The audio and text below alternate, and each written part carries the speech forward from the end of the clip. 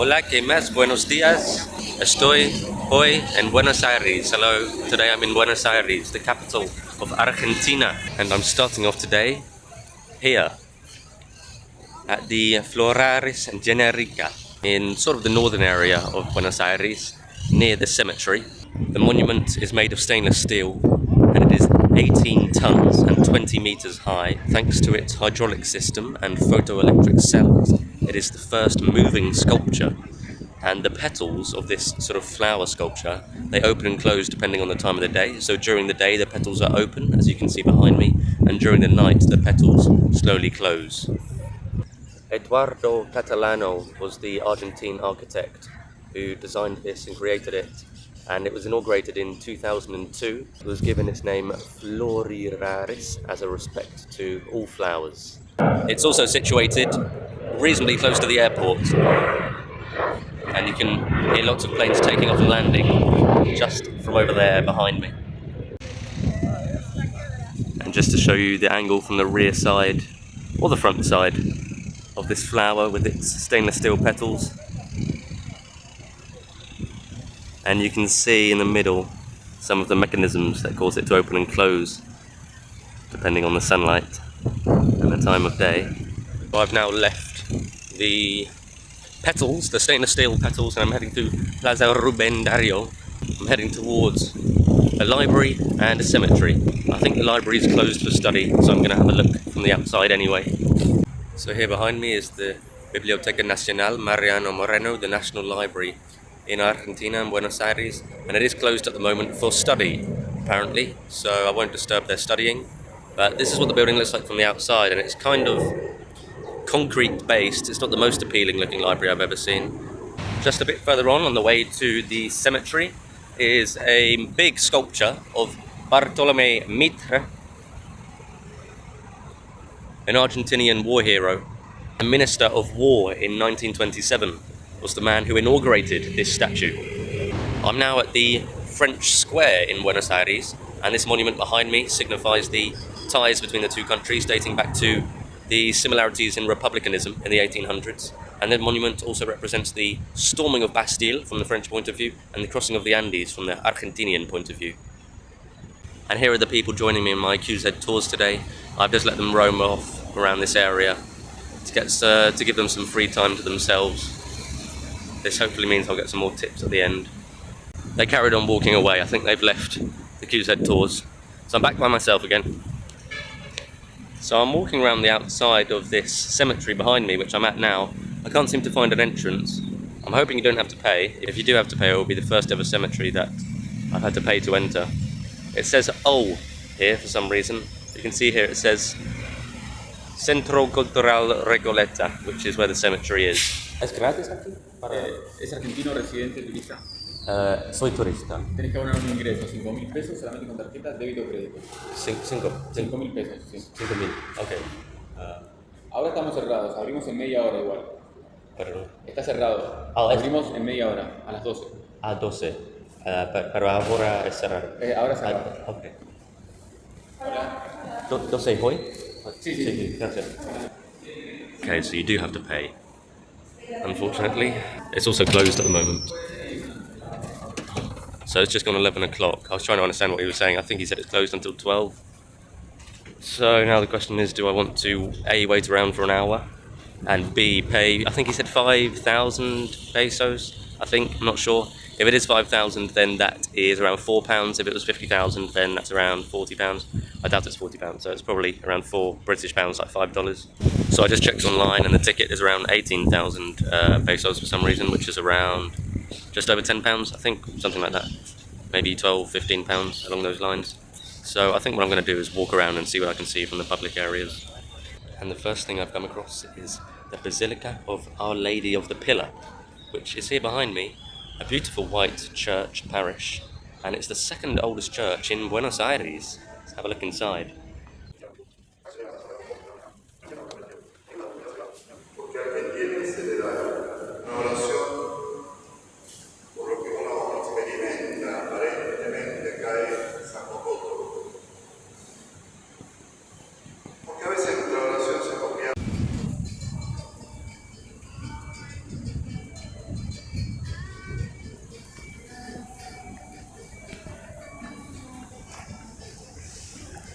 So I've walked on a bit further. This looks like the main entrance to the cemetery, and you can just about see here there's a tango dancer when this van carries on driving.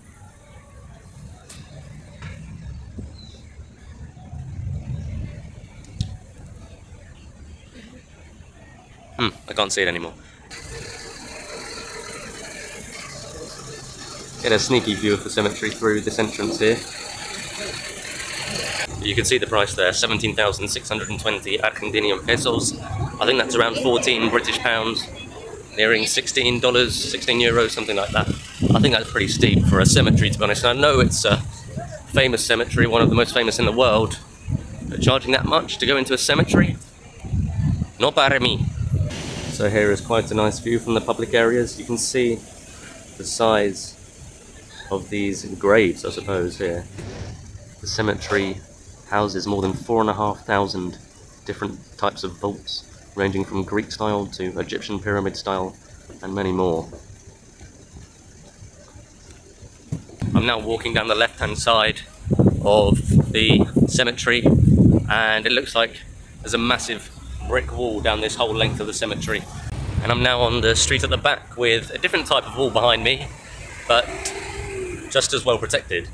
Okay, so I'm on the right hand side now at the sort of dodgy area where you can see there's some homeless shelters behind me there. However, this looks like a good spot to get a good view of some of the vaults inside the cemetery. Now, I'm not actually sure whether this is actually part of the cemetery, because these buildings do seem very big for a vault, although I do know they have large vaults in the cemetery. But this may be a little bit too far out on the side where this fence is from the centre, which may be behind these buildings. I'm reasonably happy with my decision not to pay £15 to go in, since it was declared a public burial site in 1822. And as far as I'm concerned, a public burial site should be free to the public. And I don't do all of this foreigner tourist nonsense. I think in any country, if it's a public area, it should be open to a member of the public, which is what I am today. There's a nice green area with massive sort of palm trees here as well. I'm going to walk back around to the front of the cemetery and see how far into some of the vaults I can see from the main entrance again.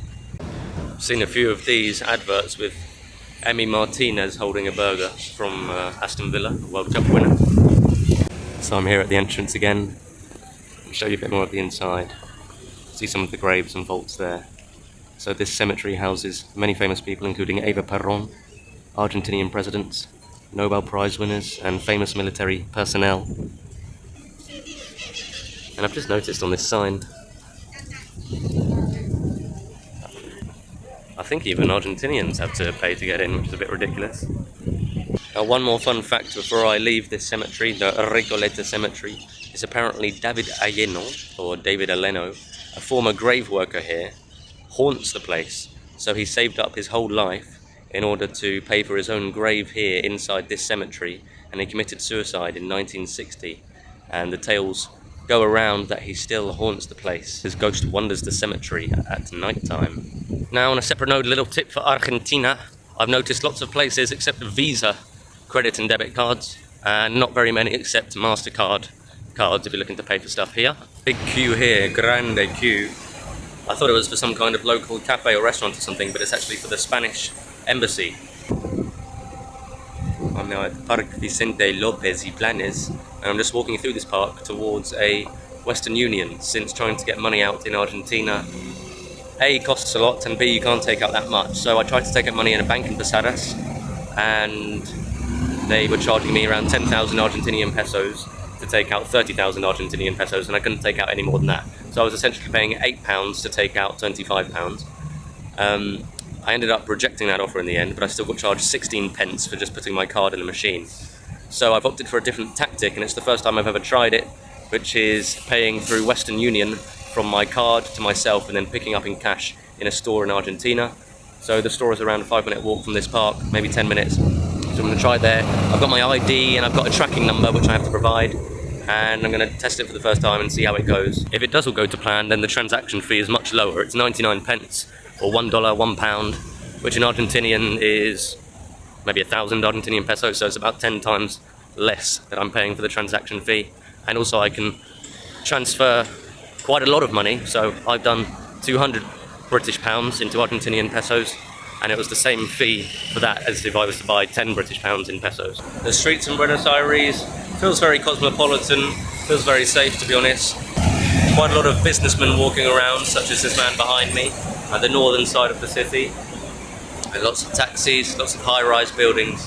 And this behind me here, just as I pass through the streets of Buenos Aires, is the Holocaust Museum. So I'm here now outside a Western Union Easy Pay, I think that means Pago Facil, so I'm going to go inside and see if I can pick up my monies. Okay, so the Pago Facil, the easy payment, it was pretty easy. So I just went in there, showed my passport, showed my reservation number, and the only thing she asked me for that I wasn't prepared for was my address where I'm staying in Buenos Aires. So I gave that, and I got the money, and she rounded it up to the nearest 100 pesos as well, so I got a bit more out of it. And the exchange rate is a lot better than what it says it should be on Google. So when I looked at it on Google, £200 at the time was 261,000 Argentinian pesos, but I got 292,000, so happy days. Look at the size of this croissant. That's my hand, by the way.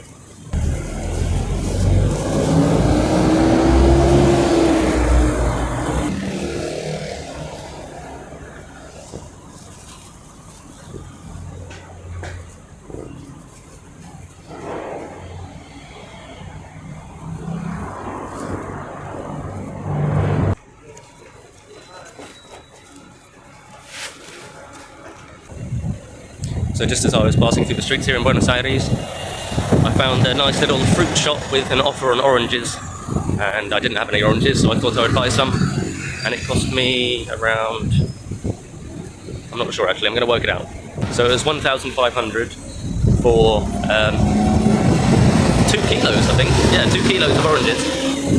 If I bought 1 kilo, it would have been 1,000, so I bought 2. The only issue is I've got to carry it around for about another half an hour, but it should be fine. I've got a bag. And that is around £1.15, $1.50-ish for 8 large oranges, so pretty decent, and it's cheaper than the supermarkets. Now in Plaza Lavalle, the Lavalle Square, with lots of nice beautiful buildings around here, nice green areas as well. Perhaps the one that is most important is this one behind me, the Teatro Colón, the Colón Theatre in Buenos Aires. And this theatre unfortunately isn't showing anything while I'm here, but it does show sort of dramas and theatrical events next week anyway. I'm going to walk around to the front of the building on the main road, because the main road is something quite special, quite large. I'll tell you more about it when I get there. And also up here to the right there should be a smaller building where local Argentinian tango is performed.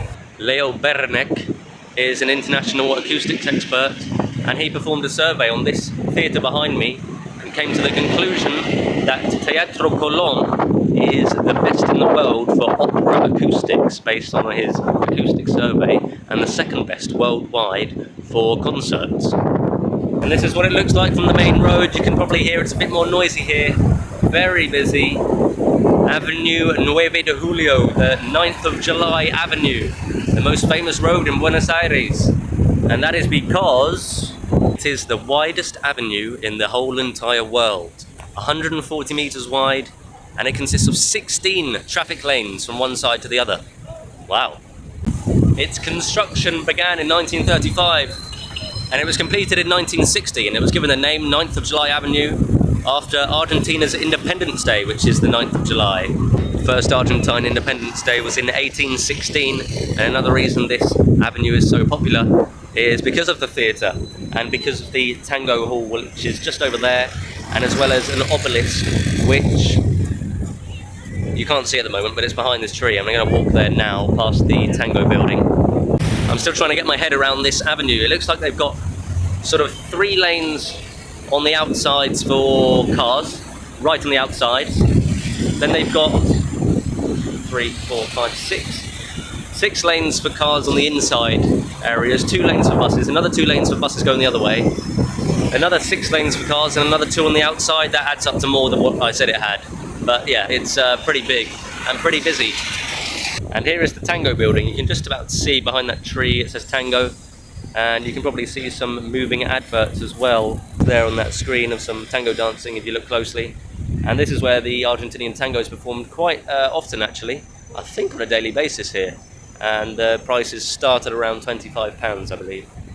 There are still people at the back of the Buenos Aires green bushes, but this image is actually reversed on my phone, so if you come around to the back and your camera is automatically reversed like mine is, then it will say BA, but actually in reality this doesn't say BA, it says BA like in a mirror, but on my phone it says BA, although there's still people in the way. To highlight the quadricentennial of the first foundation of the city, this obelisk was built, and do you want to guess the height of it? I'll put in a little video of myself stood next to it, and you can guess the height in 3, 2, 1. Whoever got the closest to 68 meters is the winner. It was erected in 1936, and it is now one of the most iconic monuments in Buenos Aires, situated again in the same avenue, the 9th of July. You can see how busy it is around here as well. Those high-rise buildings.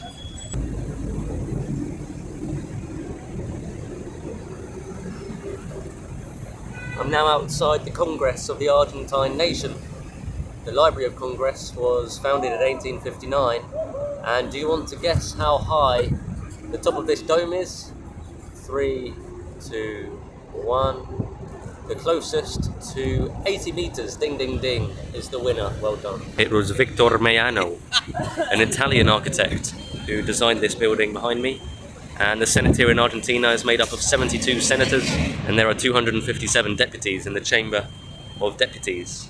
Situated a few minutes of the main avenue on a plaza which is called Plaza Congreso, the Congress Plaza, which isn't the most creative of names. And this is at the end of one side and back towards the main avenue, the 9th of July, that's that way. And I'm going to be walking that way. The whole plaza probably takes around 10-15 minutes to walk. And there should be a palace on the other side.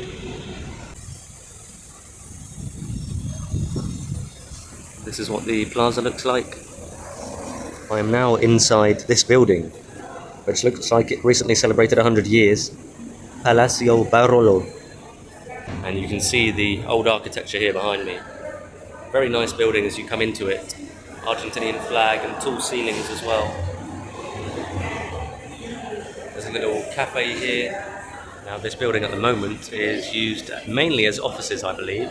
But there's also a shop here that sells clothes for tango. There's a Spanish school for children as well as offices for lawyers and architects. The building was designed based off of Dante's Divine Comedy. And I won't give you the height yet until I'm outside, but it was designed height-wise, given a meter for each canto of Divine Comedy. So if you know about that, then you'll know how tall it is. You can see the old style elevators as well, and the grand stairs. This is where they sell the tours. And here's a bird. I just got some free information from this tour guide behind me. So I knew myself that this was created by an Italian architect. I think his name is Mario Palanti or something like that. But she was just saying behind me that the Italian touch that he put on it was these tiles behind me being green, white and red to represent the Italian flag. I know it doesn't look very green, but it is. And I'm now going to cross the road, see if I can show you what the building looks like from an external angle so you can see the size of it. In 1920, I've timed that well. This whole road is empty behind me. All these cars are about to start driving towards me, and you can see the Congress building up there where I've walked from as well. So this is the building behind me here. Wow, it really is quite tall. And in 1923, this was the tallest skyscraper in the whole of South America. It also stood as the tallest building in Buenos Aires for just over a decade, I think, until 1936, after the completion of the Cabinet building.